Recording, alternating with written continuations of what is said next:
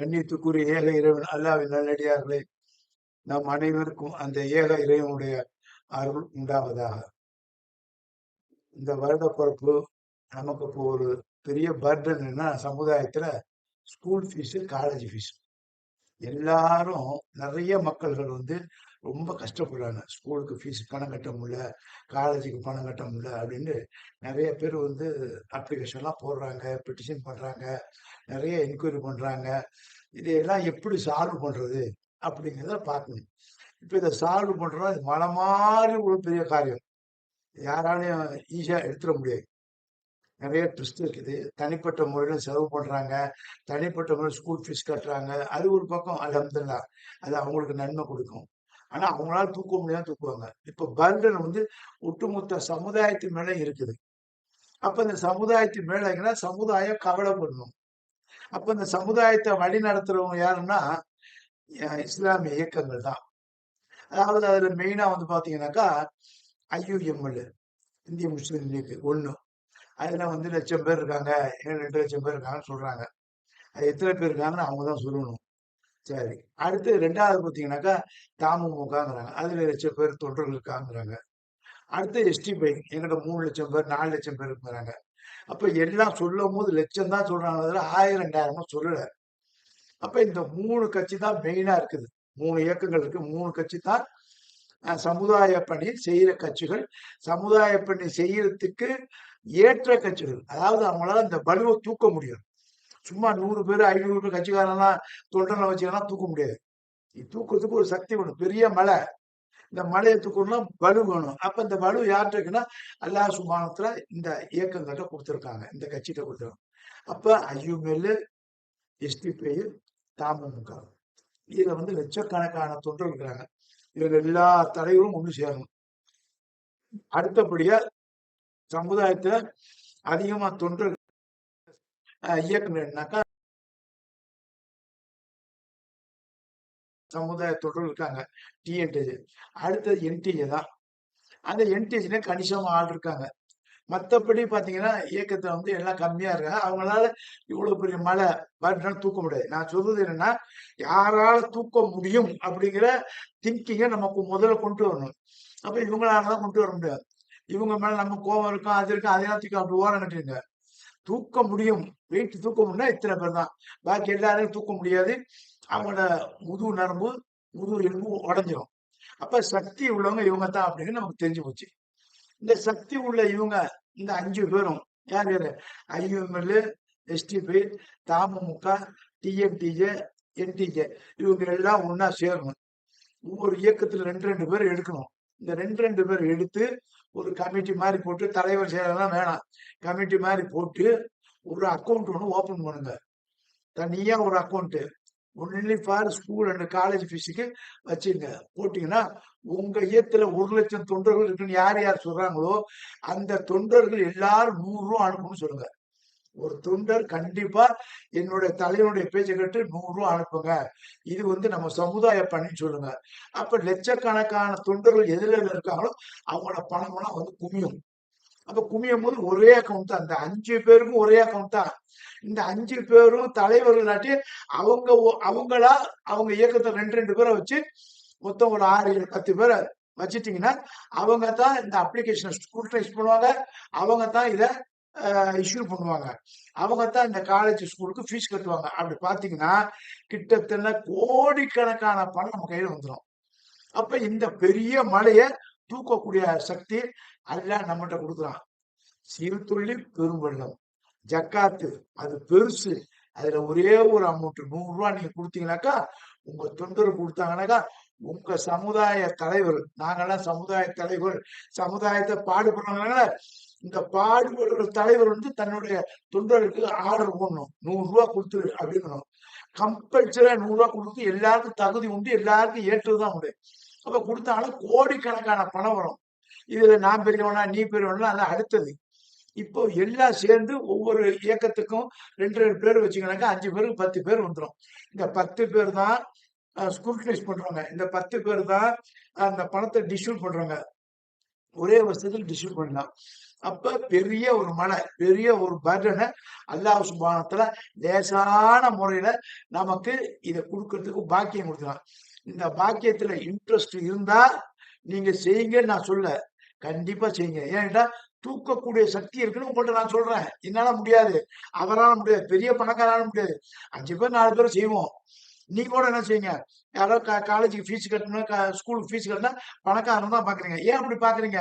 நம்மகிட்ட தெம்பு இருக்கு, நம்மகிட்ட சக்தி இருக்கு. அந்த சக்தியை உபயோகப்படுத்துங்க. அப்போ ஒவ்வொரு தொண்டர்களும் நம்ம இயக்கத்துக்கு கொடுக்கும்போது அந்த இயக்கம் வந்து சமுதாயத்தையும், சமுதாயப்படி இது பெரிய பணி, இது சரியான பணி. இந்த பணியை செஞ்சீங்கன்னாக்கா இந்த பணியிலிருந்து சமுதாயத்துல வந்து ஒரு குறிப்பிட்ட மக்கள் வந்து வளர்ச்சி அடைகிறதுக்கு, படிப்புல அறிவுல வளர்ச்சி அடைகிறதுக்கு நாம ஒரு ஊன்றுகோலா இருக்கிறோம். ஒண்ணு. ரெண்டாவது, இப்ப இதுலயே நம்ம கொஞ்சம் ஃபெயிலியர் ஆயிட்டோம்னீங்களா, அப்ப ரெண்டாவது ஒரு பாயிண்ட் இருக்குது. இதெல்லாம் அல்லாஹ்வுடைய கருத்தான். அப்ப இந்த அல்லாஹ்வுடைய கருத்தை வந்து பெரிய ஒரு மலைய தூக்குற மெத்தடு, ஜக்காத்துங்கிற மெத்தடு நம்ம கொடுக்கலாம். அப்ப ரெண்டாவது என்னன்னா, நம்முடைய ஸ்கூலு, நம்முடைய காலேஜ் பாருங்க, கருப்பூர் ஆப்தர் காலேஜ் இருக்காங்க, ஜமால் முகமது காலேஜ் இருக்காங்க, எஸ்ஐடி இருக்காங்க, இது நம்ம இந்த நியூ காலேஜ் இருக்குது. இப்ப எல்லா இஸ்லாமிய காலேஜ் ஸ்கூல பாத்தீங்கன்னாலும் உங்களுக்கு குறைஞ்சது வந்து 4000 பேர் 3000 பேர் படிக்கக்கூடிய மக்களா இருக்கும். அப்ப இதுவும் ஒரு பெரிய தொகை தான். இதுவும் ஒரு பெரிய தொகை. இதுல வந்து மொழி, இனம், ஜாதி இது இல்லாம இருந்தாலும் ஒரு பெரிய தொகை நமக்கு எல்லாம் அல்ல. ஒரு ஒரு நம்ம நம்ம ஸ்கூலுக்கு ஆரம்பிச்ச உடனே அதுல வந்து எலெக்ஷன் தலைவர், செயலாளர் அப்படிம்பாங்க. இந்த இந்த கமிட்டி இருக்கு பாருங்க, இந்த கமிட்டியும் கரஸ்பாண்டன்ஸும் சேர்ந்து ஒரு அக்கௌண்ட் ஓபன் பண்ணுங்க தனியா. School fees for college fees ஜக்காத்து, பெரிய ஜக்காத்துல ஒரு சின்ன துண்டுகோடு ஜக்காத்து. இதுல வந்து உங்க பிள்ளைங்களுக்கு ஆர்டர் பண்ணுங்க. வாரத்துக்கு 10 ரூபா, ஒவ்வொரு பிள்ளையும் 10 ரூபா அல்லது 20 ரூபா கொடுக்கணும். அப்படி பாத்தீங்கன்னா ஒரு மாசத்துக்கு 80 ரூபா, 100 ரூபா வரும். 100 ரூபா போதும். அப்ப எல்லா பிள்ளைகளும் கொடுக்கும் போது ஒரு பெரிய பணம் வந்து சேருது. இதெல்லாம் நடைமுறையில செய்யறங்க, சாத்தியம் உண்டு. அப்ப 4000 பிள்ளைங்க, 5000 பிள்ளைங்க, அப்ப அந்த 5000 பிள்ளைங்க 100 ரூபா கொடுத்தா எவ்வளவு ஆகுது? அப்ப அந்த பணம் அந்த காலேஜுக்கு, அந்த ஸ்கூலுக்கு யூஸ் பண்ணலாம். அதுலயே அவங்களுக்கு மிச்சம் ஆயிடுச்சுனாக்கா பக்கத்து ஸ்கூலு கட்டலாம். அது எந்த ஸ்கூலோ, அது இந்து ஸ்கூலா இருக்கலாம், கிறிஸ்டின் ஸ்கூலா கூட இருக்கலாம். இப்ப நம்மகிட்ட வந்து இவ்வளவு கோடி வந்துருச்சு, இவ்வளவு லட்சம் வந்துருச்சு, நமக்கு ஒரு 15 லட்சம் 20 லட்சம் வந்துச்சு. நம்ம ஸ்கூல்ல வந்து 100%ல 80%, 60%, 40% இங்கதான் வரும். டிஃபிகல்ட் 20% கொஞ்சம் வரும், 10% கூட வரும்.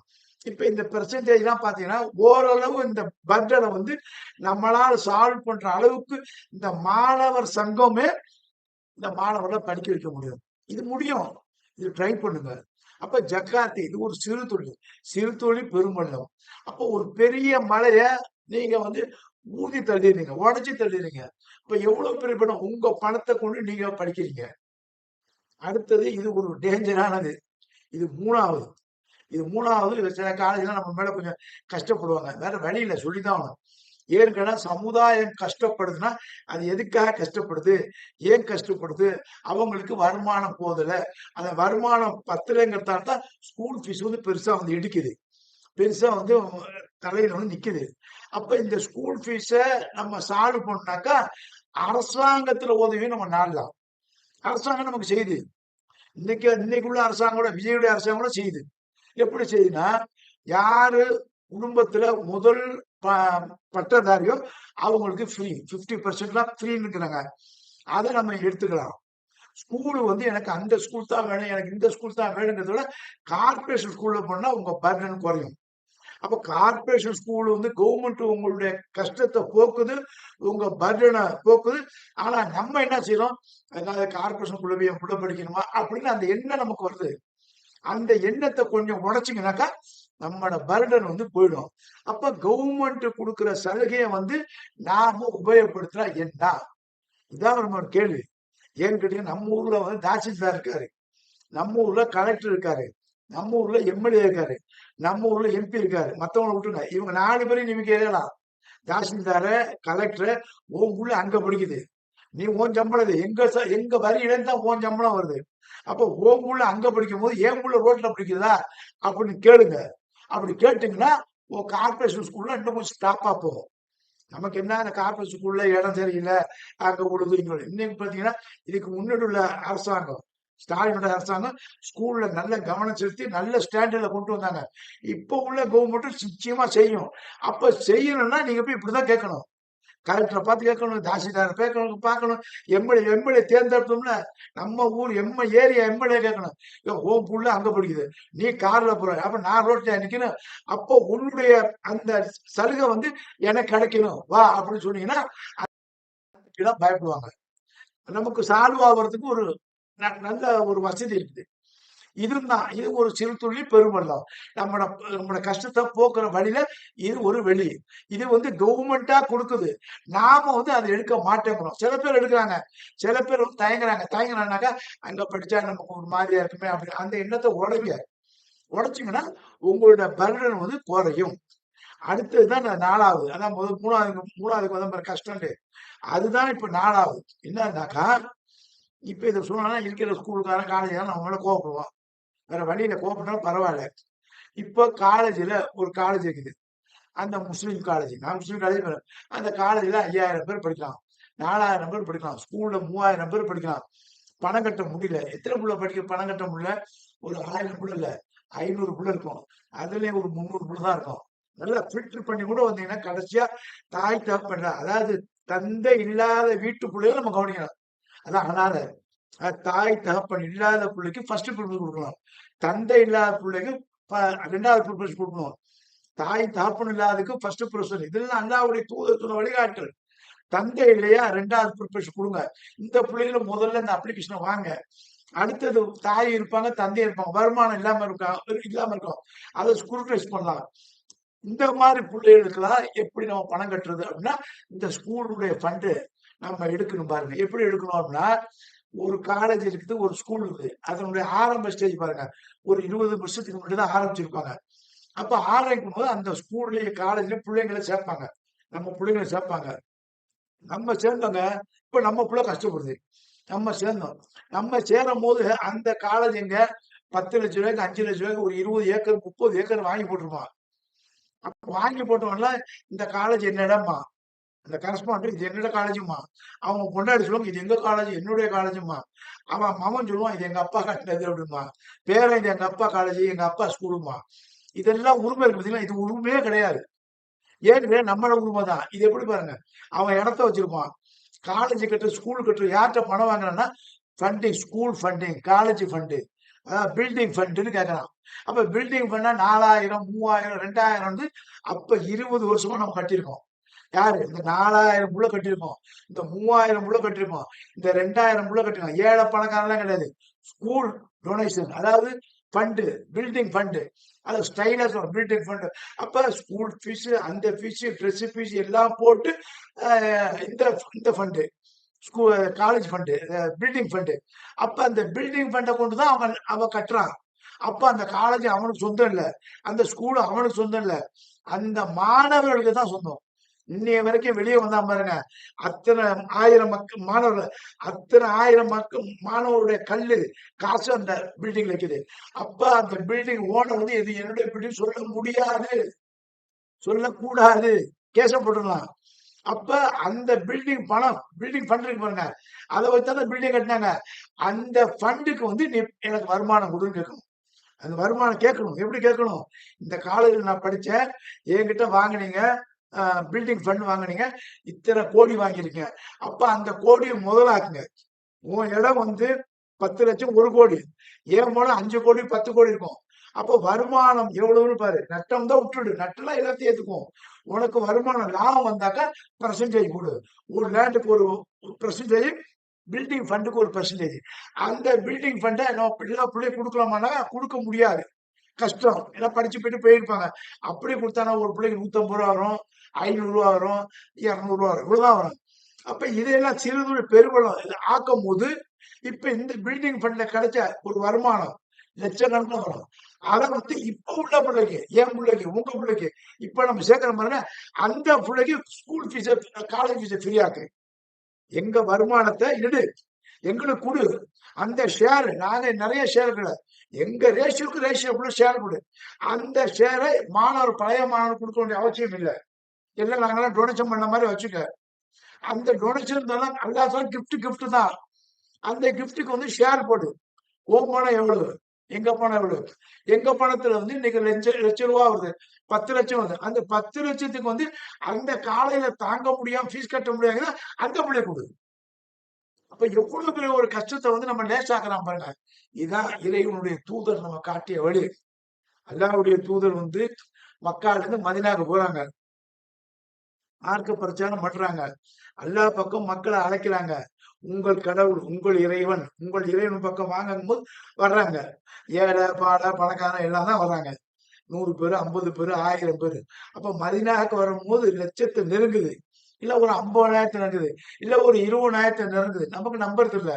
அப்ப அல்லாஹ் தஆலா கண்டிஷன் போடுறான். முகமது நபியே, நபியே இந்த மக்கள் கஷ்டப்படுவாங்க. ஏன்னா கஷ்டப்படுறாங்க. அப்ப வந்தவங்களாம் நான் ஊரை விட்டு வந்தவங்க. இடம் இல்ல, சாப்பாடு இல்ல, ஒண்ணும் இல்ல. அப்ப உடம், இருப்பிடம் எல்லாம் கொடுக்கறது யார் பொறுப்பு? அல்லாஹ்வுடைய தூதர் பொறுப்பு. அப்ப அல்லாஹ்வுடைய தூதர் பொறுப்பும் அல்லாஹ் தனியா விட்டுல. போடுறான் ஒரு கண்டிஷன், நபியே நீங்க அந்த பணக்கார மக்கள்லாம் வரி வசூல் பண்ணி அந்த ஜக்காத்தை, அந்த காசை கொண்டு இங்க வந்திருக்காங்க பாருங்க, நம்மளோட சேர்ந்திருக்காங்களே, என்னுடைய அடியார்களுக்கு நீங்க பிரிச்சு அவங்களுக்கு தேவையை நீங்க செய்யுங்க. அவங்கள திருப்திப்படுத்துங்க. அதான் நமக்கு ஜக்காத்து. ஜக்காத்து என்பது வரி தான். அப்ப நமக்கு வரி எவ்வளவு கட்டுறோமோ அந்த வரி. அதுல இப்ப நான் என்ன சொல்றேன், ஒரு சிறு துளி 100 ரூபாய், 1000, 500 இது போட்டீங்கன்னு வைங்க, எங்கேயோ போய் நிற்கும். நம்முடைய சமுதாய கஷ்டத்தை நாம போக்க முடியும். இது எனக்கு தெரிஞ்ச ஒரு வழி. இது 3-4 வருஷமா சொல்லிட்டு வரேன். என்னடா ஒரு ஆளை பார்த்தோன்னே இப்ப யூடியூப்ல பேசினா கூட அடுத்து வரலாம். நீ என்னடா பேசுறது, 2 பிள்ளைக்கு பணம் கட்ட முடியல அப்படின்னு நம்மள பார்த்து கேட்கறான். நம்ம எத்தனை பேர் கட்ட முடியும்? சரி நீ கட்ட வேணாம், நீ பப்ளிசிட்டி பண்ணுங்க. அப்படி பண்ணி பப்ளிசிட்டி பண்ணி யாராவது பணம் கொடுத்துட்டு அதை யாரை ஏமாத்து, இல்ல நான் யாரா ஏமாத்தி, இது ஏன் தேவையா இது? அப்ப இது வந்து ஒரு கலெக்ஷன் பண்ணும் போது அந்த மக்கள் சேரும் போது ஒரு கான்பிடன்ஸ் மக்களுக்கு வரும். ஒரு இயக்கத்துல ஒரு தலைவர் இருக்காங்க, 5 தலைவர் ஒன்னா சேர்றாரு. 5 தலைவருடைய தொண்டர்களை பார்த்தீங்கன்னா 10 லட்சம் பேர், 20 லட்சம் பேர். அந்த 20 லட்சம் பேர் 100 ரூபா கொடுத்தா எங்க போச்சு? அப்ப எல்லா இயக்கத்துக்கு தலைவருக்கும் ஒரு 2 பேரை வச்சு கமிட்டி வச்சு அந்த கமிட்டி ஃபாலோ பண்ணலாம். அதே மாதிரி ஸ்கூல்லயே இந்த மாதிரி ஸ்கூல்ல வந்து எலெக்ஷன் வரும், கமிட்டி வரும், ஸ்கூல் கமிட்டி, ஸ்டூடெண்ட் லீடர்ஸ். அந்த லீடர்ஸையும் பிரின்சிபல் கரஸ்பாண்டிங் போட்டு ஒரு அக்கௌண்ட் பண்ணி பிள்ளைங்கள்ட்ட வசூல் பண்ணி அந்த காசை கொடுங்க. இதுதான் எனக்கு தெரிஞ்சது. அதே மாதிரி கவர்மெண்ட் நம்ம கொடுக்குற சலுகை நாம நிச்சயமா பெறணும். பெறுறதுக்கு தகுதி உள்ளவங்க. அதையே நாம இழக்கணும்.